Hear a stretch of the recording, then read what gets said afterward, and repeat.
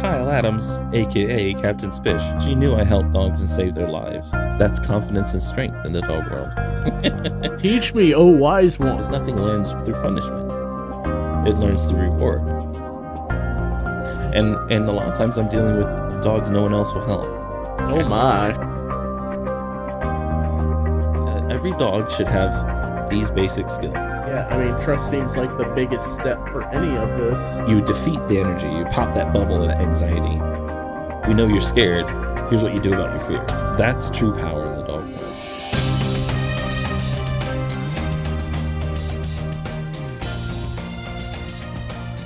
And intro. Hello, welcome to Captain Spish Dog Behavior Podcast. I'm Kyle, aka Captain Spish, and I'm here with Tommy. Yeah, you can just call me First Mate T-Tom at this point. First Mate T-T-O-M-M-Y. You forgot the period. Don't misspell my name again. Mutiny. Yeah, the period is a official part of the name. T-period T-O-M-M-Y. That's how you spell it. I always called you T-Tommy. Well, I mean, you can call me whatever you want. Just don't call me an a-hole. It's smoother. T-Tommy. Yeah, all about that smooth. So, in this episode, we're going to be speaking about what is the difference between a trainer and a behavior expert. Yeah, because I've got no clue. I mean, that's kind of why I'm here, though. Is there a difference? Or are they the same? Answer me. I mean, they're probably not the same. No. I mean, otherwise there wouldn't be an episode called "What's the Difference?" Yeah. Well, it's versus. It's Captain Spish versus trainers. It's training versus behavior. What is the difference? Is there a difference? And I guess the opinions will vary, and I'm just going to give my take on it, of course, since this is my podcast. Well, I mean, but we welcome all opinions and comments about the subject matter. Yeah, sure. Maybe I'll change my mind. I'm open to that. New information, new brain. But, yeah, so basically we use similar techniques. Positive reinforcement is the only way to go. Like, brains learn through reward, not punishment. Punishment doesn't make sense when it comes to trying to condition or teach anything with a brain. And what I mean by that is that, punishment is an emotional response. It's retaliation. It's, you did something that made me upset. I'm going to get you back for it. And what does anyone have to learn from that except for you're a jerk? I don't know. I think my parents would speak otherwise on that. Well, people mix up punishment with discipline and make them synonymous, and they're not. Mm-hmm. Discipline is to have a message, to give a point across. Don't do that. Like, it's not good for you, or it's not good for the group, or for, as a whole. But here's what you do instead. So discipline to me always has a do this. Here's a positive. Here's what you should do. As opposed to just a don't or stop. Mm-hmm. And sometimes it has both. Don't do that. Look to me, and let's go do this other thing. And when you feel this way, or this situation happens, or this object is present, here's what you do or don't do about that object, and that has the best outcomes. And to me, that's a crude positive reinforcement, kind of in a nutshell. Mm-hmm. And that's how we're gonna have to deal with dogs, whether they have an emotional issue or an inappropriate reaction, an instinctual reaction. Right. That's the best way to describe it. All right. So, well then, for a start, let's go ahead and start with this, with training. In your opinion, what is the definition of training? Oh, definition? I don't know if I'll get into a definition of it. Well, I don't necessarily mean definition, but in the dog world here. Yeah. With it, what is training to you?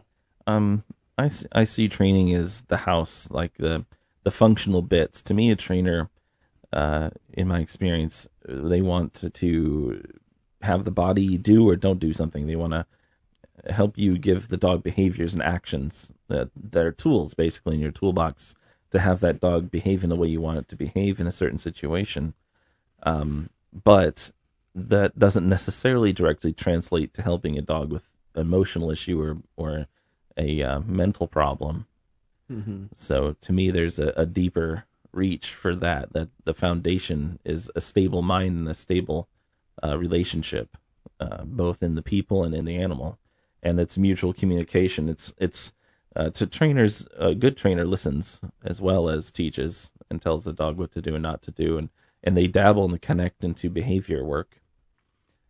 Just the same as a behavior expert is going to reach a point where they have to redirect the dog into a training situation and do some training to redirect the behavior into a training task, because that's really what training is: teaching tasks, reactions, interactions, and tasks. But behavior, I'm more concerned about why the dog is doing what they're doing and what they're moving forward with, what mentality they're using while they're doing a certain thing.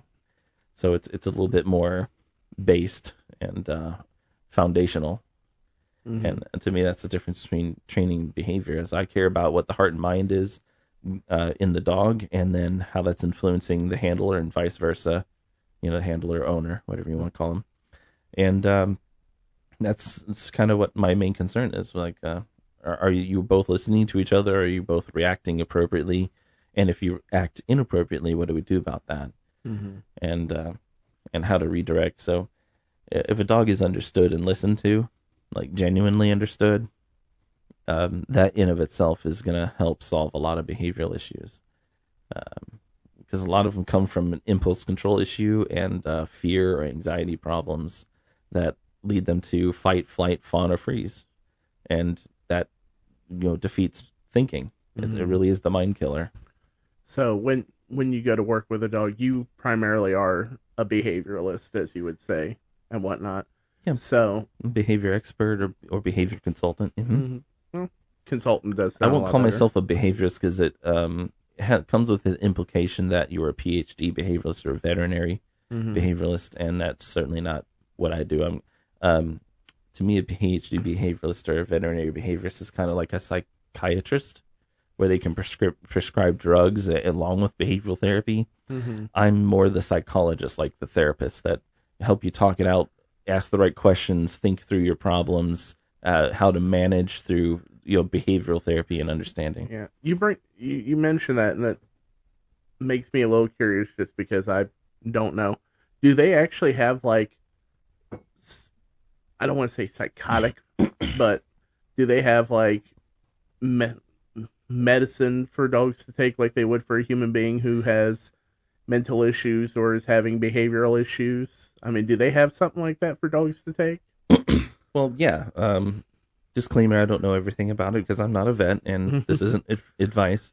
But yeah, they a lot of times the dogs take the exact same medication as a person would for the same problem. Okay. And sometimes they take different ones, and of course it's dosed differently.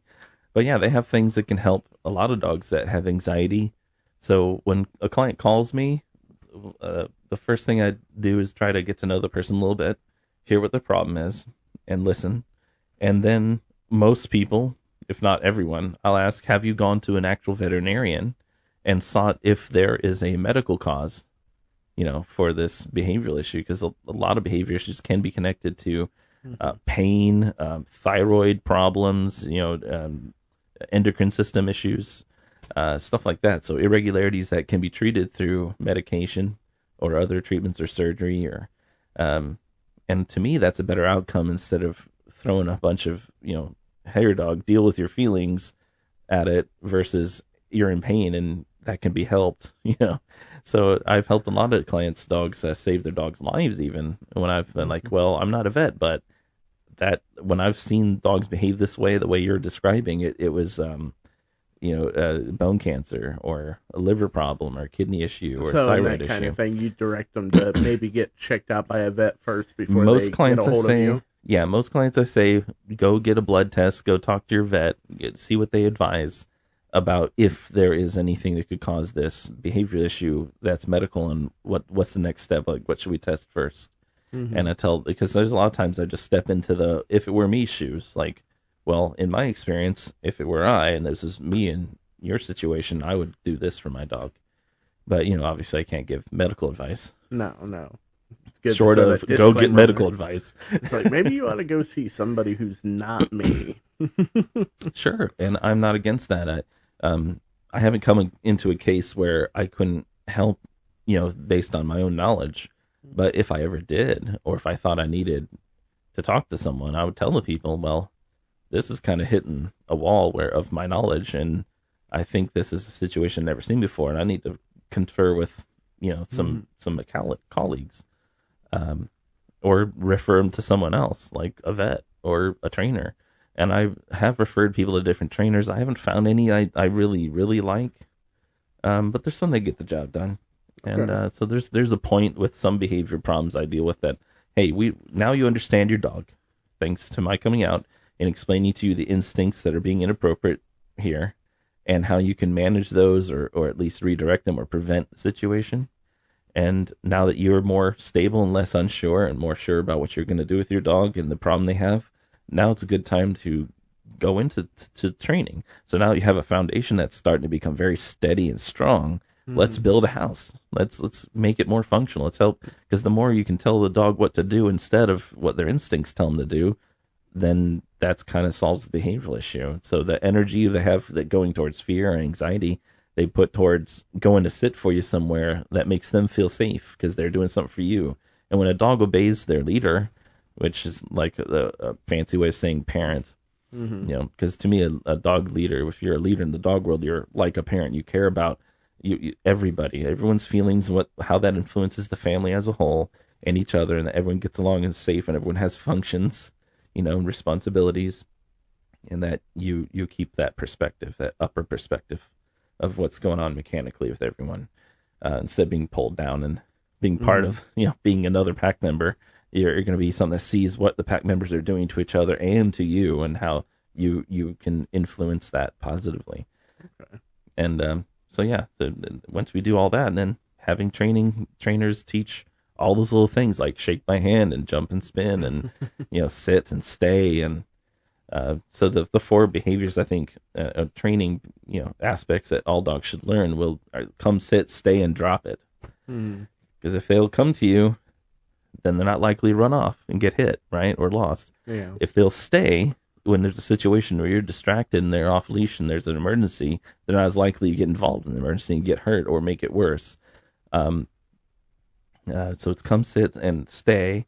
And then if they drop whatever they pick up, they're less likely to poison themselves or to kill an animal, because if they drop it, so those are the four things that all dogs should know. All training things that dogs should know, cues, commands, whatever you want to call them, and be solid as possible with them.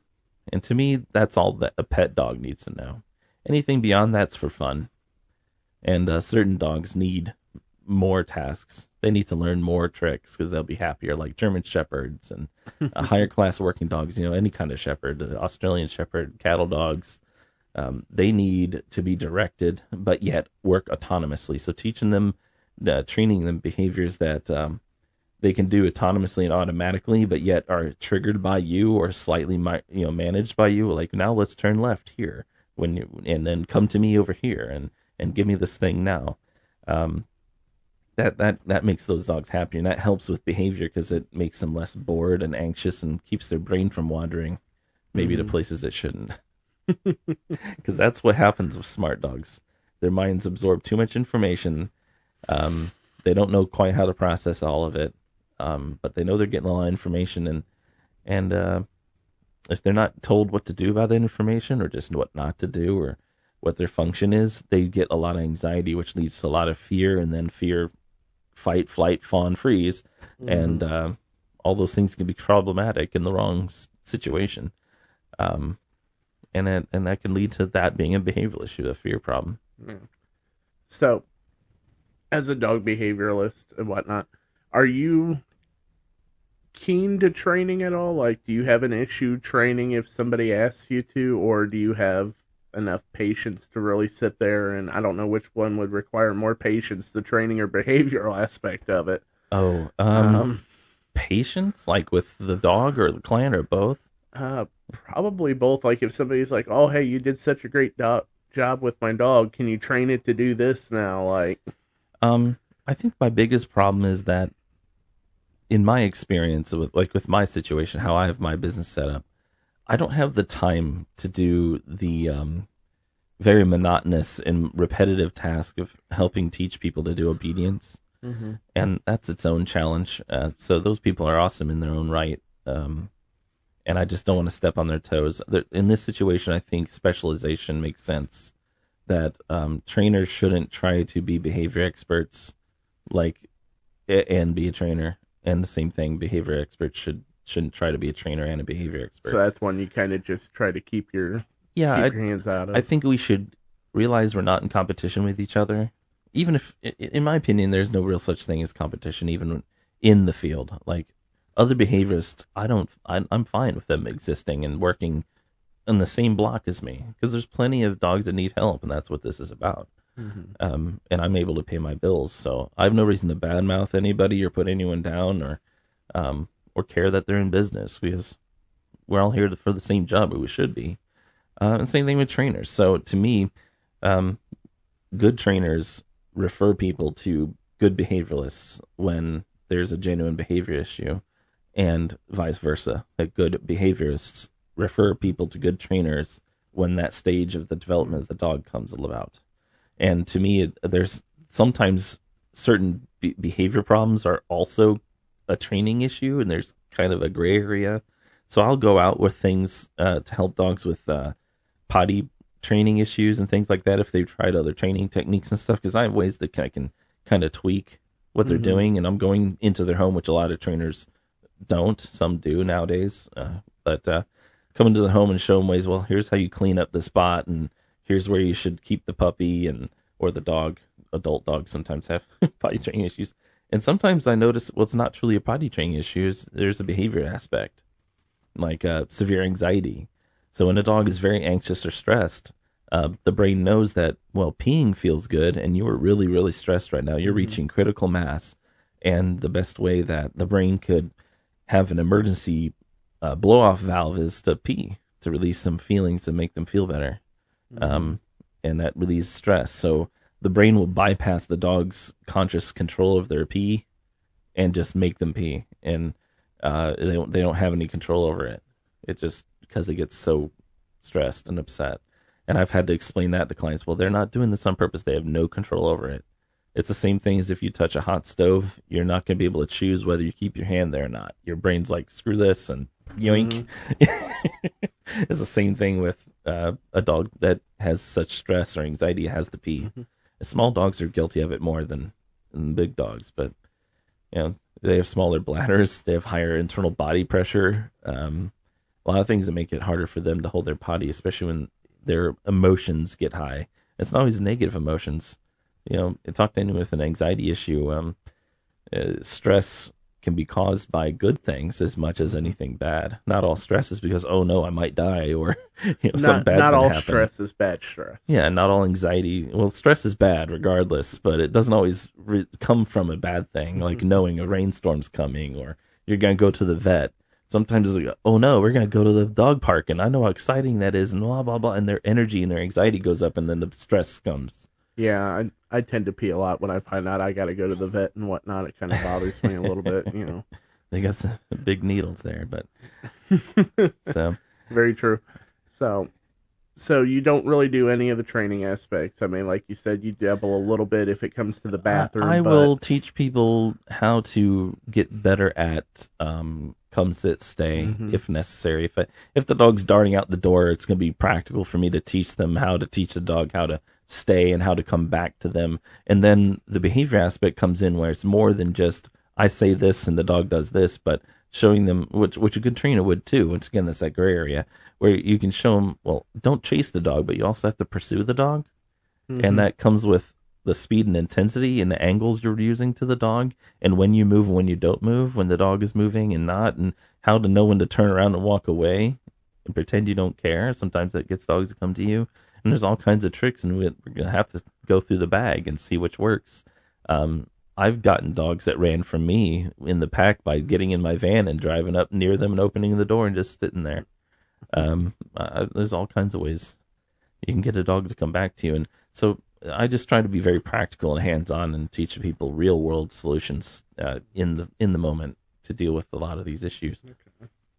And some trainers, they're good trainers. Once again, they'll do that too. So in my opinion, the best behaviorists and the best trainers are going to overlap a little bit, but know where it would be best to refer people to one or the other. Now, is there a big diversity when it comes to behavioral experts? I know you could probably go, find a dog training place every 10, 20 miles, no problem. But I mean, how often do you really see somebody in the behavior field, a colleague and whatnot? And, you know, that to me, that doesn't scream as common as a trainer would. So why wouldn't we see more behavior experts than we would trainers? Or at least, kind of a middle ground, as it were. Well, we see too many middle grounders.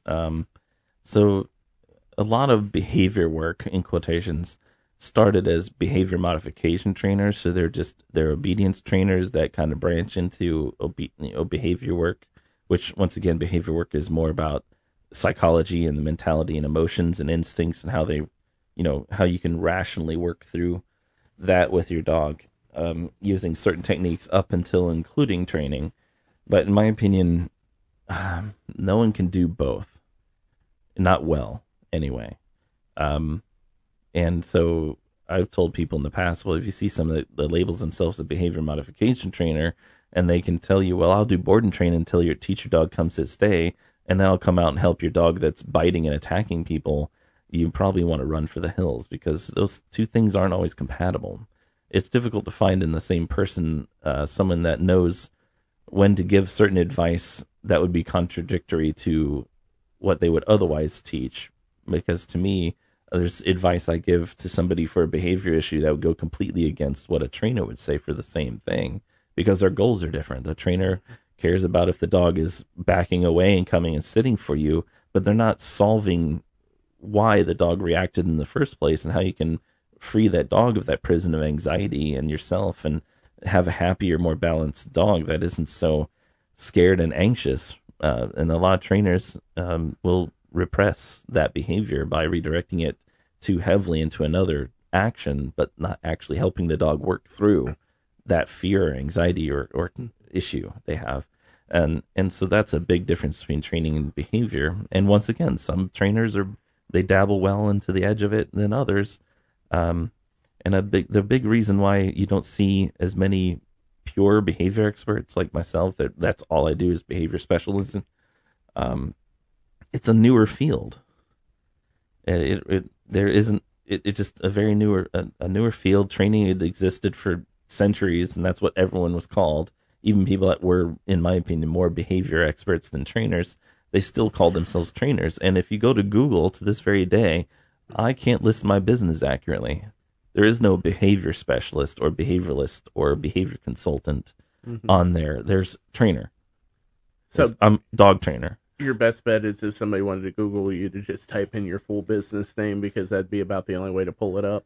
No, they can find me using trainer, but there is no search tag I can put in my profile on Google to let people know I'm a behavior expert. I have to just put it in the body of a description. I have to have a page which I need to make on my website that specifically explains, well, I'm not a trainer and here's why. And do you need come sit stay? Do you need obedience, or do you have a dog that has bitten people, that's threatened to bite people, that's biting dogs, that's not getting along, that's reacting in ways you don't understand in situations that don't make sense? Like, you need someone to come and that's the first thing I do when I come out on a consultation is evaluate. What is this dog doing and why? And then what is the approach? What is practical for these people's lifestyle and their personality and the way they think and feel, and how this particular dog and their relationship with each other is that a place that can be improved, and in what way? It's just a bunch of layers to plow through, and that's why it takes up to 2 hours to help people, because I have to get to know you, connect with you, help you know you can trust me, know that I know what I'm talking about, and be inspired by what I have to say, see that it's true and real, and then and so on and so forth.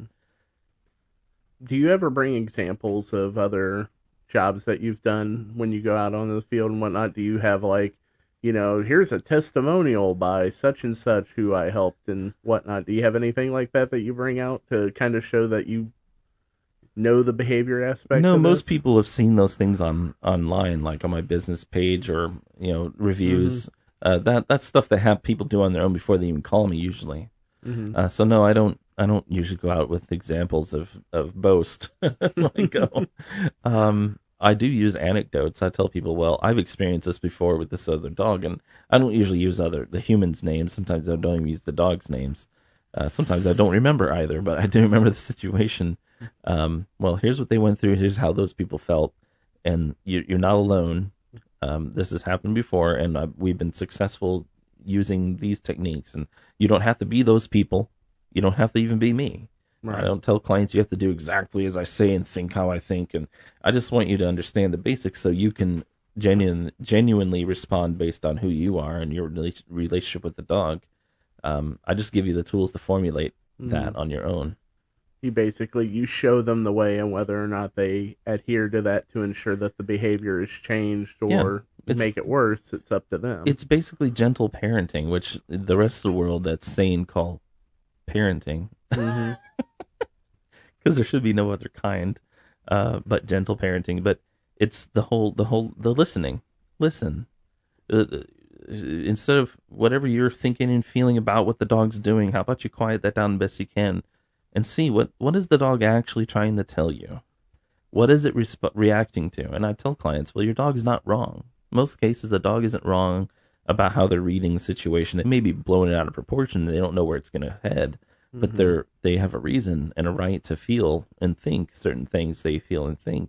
And we have an ability usually to influence what they're seeing, that they're feeling and thinking about, and to respect them as living beings, to have those feelings and thoughts, and respect yourself for your own feelings and thoughts, and be responsible about what you do with them, and pay attention to what your message is, how you're coming across to that dog, and what you represent to them, so that you represent a safe place to express themselves, a safe place to ask for help. Someone that is a source of answers and peace and safety. And that even if you yourself are confused, you're always going to give them an answer. So, dog, I don't know what you're scared about, but how about you come to me? How about you look at me? How about you sit? How about we go and see from a distance and observe what you might be scared of? Or get closer to it. Like, let's be curious. So knowledge fights fear. So if you help them learn how to be curious again and take in information and ask questions of you, ask questions of the world, sniff and see and touch and see what the worst thing could happen, and that's not that bad, they conquer those fears. And that's kind of what I teach people. Yeah. Now, I know you said you don't have anyone that you really recommend, but have you have any experience with trainers and whatnot? Yeah, good and bad. Well, that's what I mean. Like, give me some examples of some of the good ones, some of the bad ones you've encountered in your time. Most of the quote bad trainers are people that are trying their best, but their experience level isn't there yet. It takes a lot of nuance and a lot of experience to learn the do's and don'ts and the best ways to convey certain information, or just be knowledgeable of certain information and nuances about training, about how to coach your client through body language and the way you act and move, and how you encourage and connect with your dog to go do certain tasks and so on. And I've seen trainers be amazing at that and impress me, and other ones I'm like, you really don't know this? Like, to me, this is basic. And usually if they'll listen, I'll just give them advice to help them be better trainers, because what's better than helping people be their best selves? And maybe you'll be surprised and learn something from them too, because we all have weaknesses and strengths that are dumbfounding on both ends of the spectrum. And we can help sharpen each other. Yeah.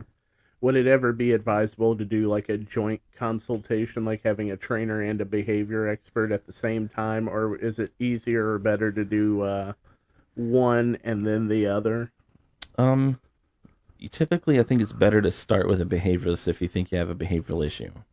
Because once again, to me, behavior is the foundation, the stable relationship, stable mind, the skills of communication, which is not just telling your dog to do stuff, but listening to what the dog is thinking, feeling too, that real connection.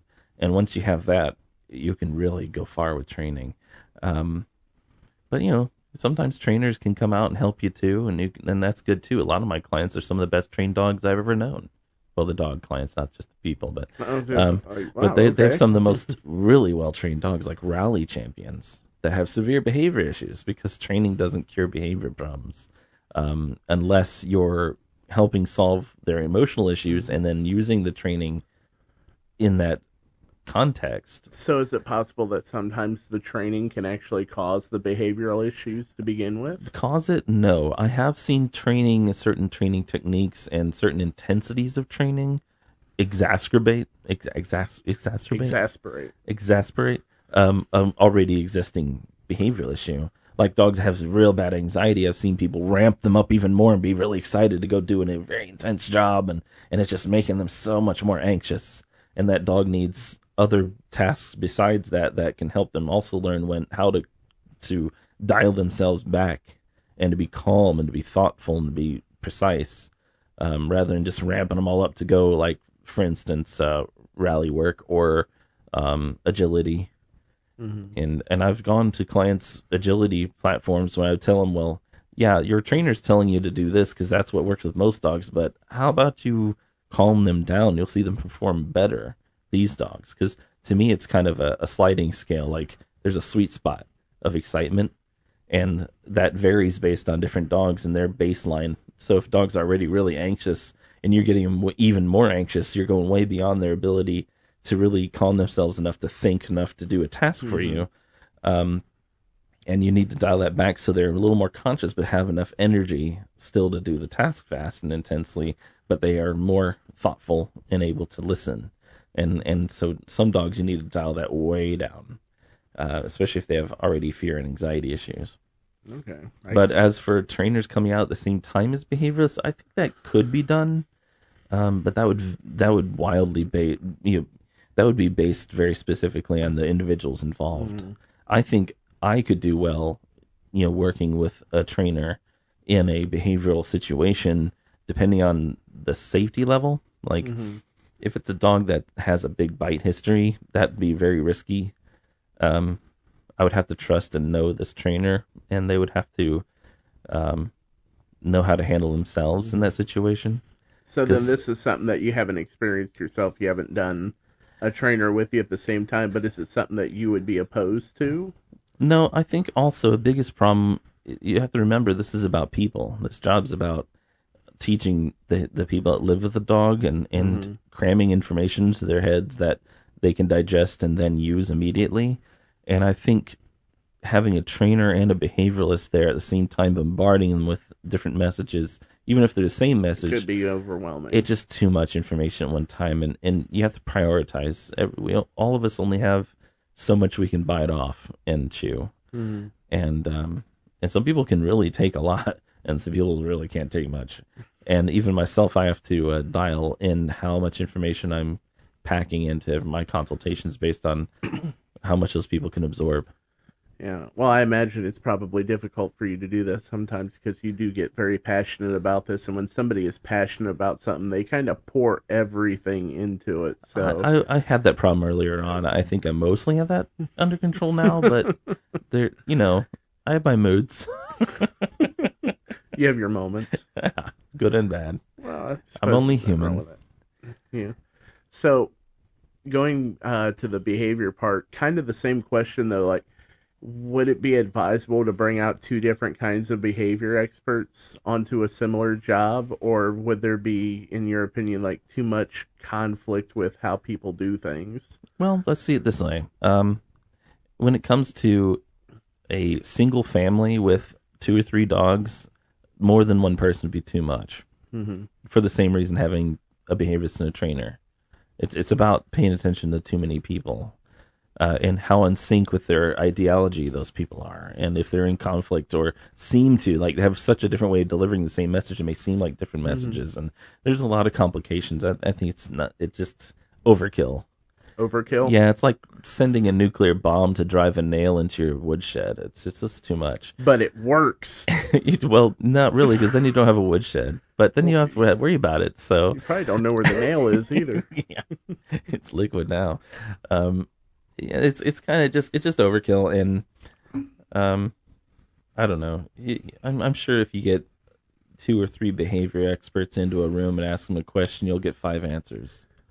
Sounds like the start of a joke. It's like, so 5 dog behavior experts walk into a bar, like... Oh, I'm sure there's a great punchline there somewhere. I'll have to think about that one. Yeah, I think though, if you're talking about a job where the job is evaluating a lot of shelter dogs, well, having more behavioralists, if you have like 20 dogs to go through, can be helpful. Once again, as long as they're skilled equally, it's going to be helpful. I imagine. I mean, you had even said this is a newer field, so I imagine everybody is skilled at a varying degree of ability. Yeah, and that's the beautiful thing about life. No one person is perfect at enough stuff to be self-sufficient. I think that I have a very broad way of dealing with and helping a broad number of people because of my thirst for absorbing as many techniques and ideas and things from as many people as possible, whatever I find useful. But everyone has their limits, and where I may excel with like the people and some other things, there might be some people that'd be much better with the dog, or certain specific behavior issues. But obviously, I do my best to be as perfect and open as possible. So if somebody consults with you and they're not getting it, or they don't feel that things are working out in their favor the way they're going, you've got no problem with saying, well, hey, maybe you should try somebody else, or maybe you can look into this individual, maybe they'd be a better fit for you. Well, sometimes that's happened, and I'll tell people, well, if you're willing to give me another chance, and now I know where I was lacking, or I know where you information you need. And sometimes I'll come out like really cheap or even free, depending on how far I have to drive, and to try to help them out, because my goal is to help the dog. I'm only taking payment because I live in this world that I need to pay money to pay bills. And if I thought if I was funded completely, like by a millionaire or billionaire, and took care of all my needs, I probably would still charge, just because people don't seem to respect or listen to what they didn't pay for. There's been times I've thought about not going on consultations that other people have paid for, like rescues sometimes pay me to go out to help an adopter or a foster home. And those situations are so rare that the people actually listen to what I have to say, because they're not fully invested. They've already kind of checked out, and then they're also not paying for me, so they don't have to care about listening to every word I say and my advice. And the few times where that has worked out is because the people didn't care about the money. Obviously, they cared about the dog. And you can't ask the average person, even though I think you should, but you can't really ask the average person to love and care and dedicate their heart and mind and energy to a dog that they have had for 3 weeks or a month. Now, for me, that's no problem. If I say this dog's now mine, click, that's it. I'm going to be there for it no matter what. But the average person, unfortunately, there's varying levels of love, unfortunately, with people and their animals especially. And I see quite a spectrum of how people... I think I actually love some of my clients' dogs more than they love their dog. Not saying they don't love their dog, but the level of understanding and love, the connection I have with that dog will actually be more excited to see me after 24 hours than they would be seeing that my client after they boarded with me for a month. They'll be, oh, it's you. So and then I come out after a day like, oh my God, it's him. If your dog goes missing in the middle of the night, the suspicion struck. That's happened. I've had dogs that I worked with for like a year escape their parents' house and show up at my door, hoping for a walk. Okay, that was supposed to be hypothetical, but apparently it is not. I've had a few clients get real jealous and upset. They weren't like mad at me, but they were just upset and frustrated that he seems to love you more than me. Well, walk your dog more. Maybe if you walked him more, maybe if you listened to them like I did, maybe if you talked to him like I did, and that's kind of what I did for you on the consultation, but you didn't take it to heart, and you're busy. The dog just loves me in a way that, maybe not more than you, but loves me in a way differently, because I represent fun times, safety, and exploration and conquering fears. Everything that they could do if they would make the effort. Yeah, or have the time. Some people just don't. People's lives are busy. They just don't have the time to do. I mean, it's my full-time job to do these things with the dogs, so I don't judge people too harshly when they pay a lot of money for me to do that, and they have a long job every day and kids and, you know, other things in life that distract them. And that's why I offer those services, because that dog needs it regardless, whether it's that owner or me. That dog needs to walk. You know, fish swim, birds fly, dogs, they walk and mark territory. And if they don't get to do that, they don't live a fulfilled life. And sometimes they literally go kind of nutty. My dog Mimo, when he was young, up until he was 6, if he didn't get a walk at least every other day, his behavior issues would spike. Like, because he was bored and his mind was getting in trouble because he wasn't. I don't believe a tired dog is a good dog. I think a contented dog is a good dog, one that's accomplished something with the energy they spent and felt that connection and did that job for you, and you're proud of them and they're happy of what they did and it was entertaining for them. They come home, I can rest now. And that was Mimo. And if he didn't get that, he just gets so frustrated. His mind would start looking for trouble to get into. And yeah. I think I can honestly relate to that because Some people can. Well, and I say that because I've only recently started working again. As you know, I've been off for most of the year with my back and everything else. So I did just start working, and this past week was my first full week of training. And it was like, oh my God, it's Wednesday already? Like, I forgot how much time flies when you're working, and then when you get off work, you're just like, I feel a lot more content than, you know, all the other days of just moping around the house for, you know. Yeah, I don't know if everyone understands that, but I hope they do. I hope people understand that when you go and do a task in a job and you take care of your needs and you help someone accomplish a task, and those people acknowledge that, and you've exerted yourself, but you're not exhausted yourself. You still have some energy when you get home to do what you love as well. But you don't have that excess energy and that anxiety and all those worries that you couldn't do anything about. And dogs are somewhat similar, a little simpler. But when a dog knows that they have a place in not just your heart and not just physically in your home, but a place in the function of their life, even if that's as simple as going to mark new territory and explore things and smelling stuff and peeing on stuff, or playing with you or doing some stupid trick, that dog knows that they have a secure place, a function in your home too. And how much more happy can anyone be if they know that they can perform a simple task that's within their abilities, and it's valued by someone, and that someone loves and cares for you and wants you there. Yeah. So let me ask you this one here. What do you think we need more of, behavior experts or trainers? Right now, I think we need more behavior experts, and we need more trainers that know more about behavior, and more behaviors that know more about training.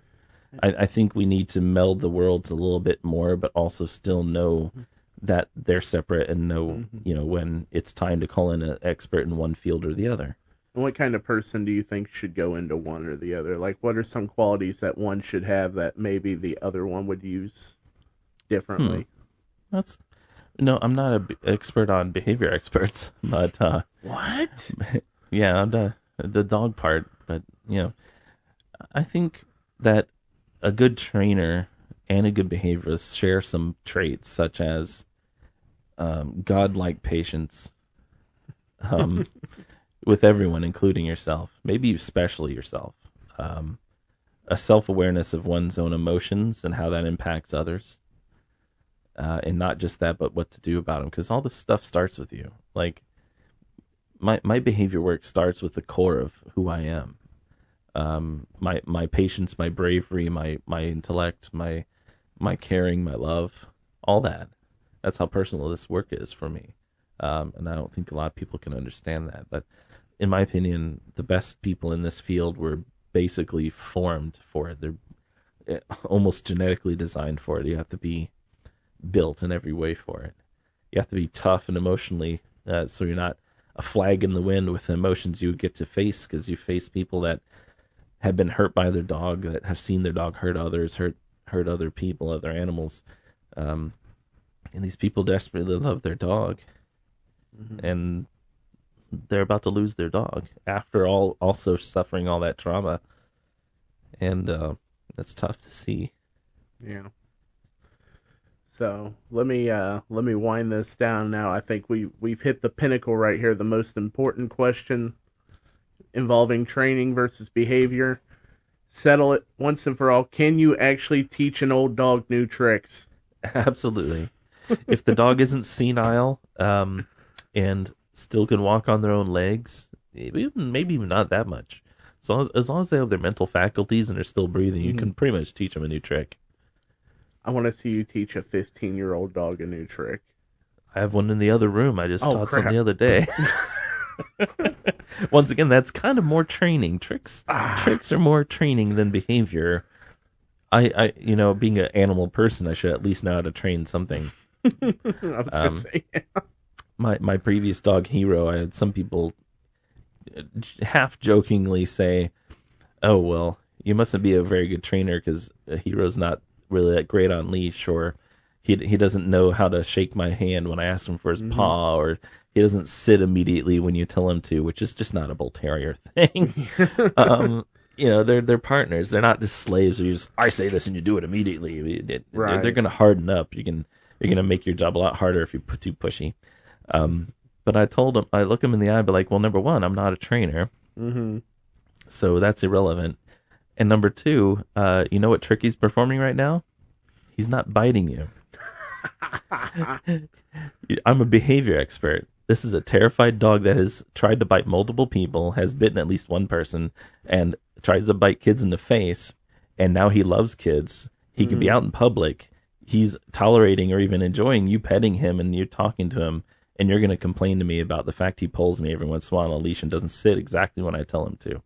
Your priorities are in the wrong spot. And that's a good question, and that's a good point, because to me, that's a major difference between behavior and training. It's where the focus is and what you're really trying to accomplish and what you should accomplish first, which is a dog that's not wildly trying to attack the public, that its greatest trick is just not biting someone, and that it's not in its own mental prison, in its own anxiety. It knows how to manage those. It knows you will help them manage those. It knows that you won't break their trust by forcing them to stay in a situation where they've reached their limit, that you watch that.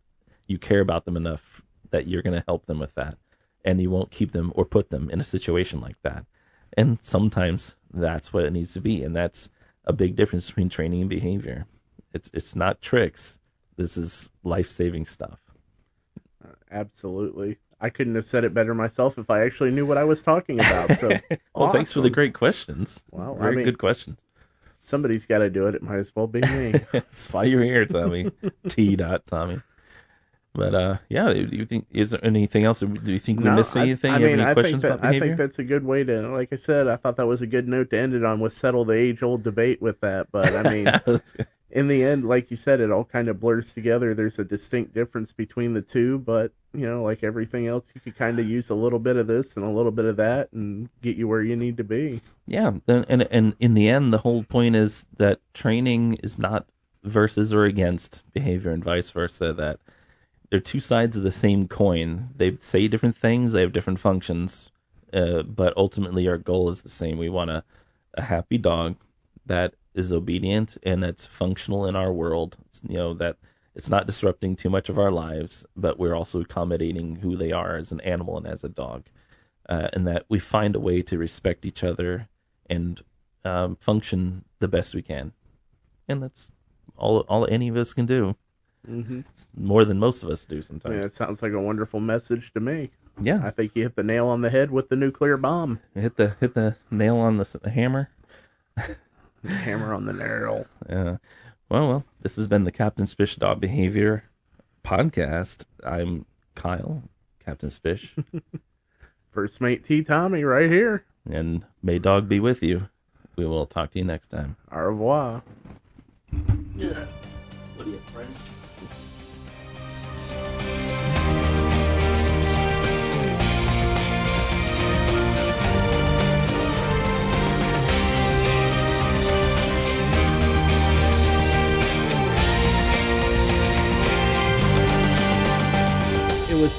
unconventional, but it worked. And I never tell clients, just like I never tell the dogs not to be scared. Unfortunately, dogs don't have the ability to just talk it out with you. See, there's all kinds of different types of bites, but I'll get into that later. What's happened here? How did this start? How can I help you? You reward good behavior and you discourage or redirect bad behavior into good behaviors. Warm talk, anecdotes, stories, get to know me, get to know them. Yeah. What you do or don't do with that dog, how you handle that dog, how you think and feel, and what you do with your thoughts and feelings around that dog. And it's going to be for the rest of that dog's life. You can't just unplug the corgi and plug him back in. You know, I'm going to be open and honest about it. And that was like watching art.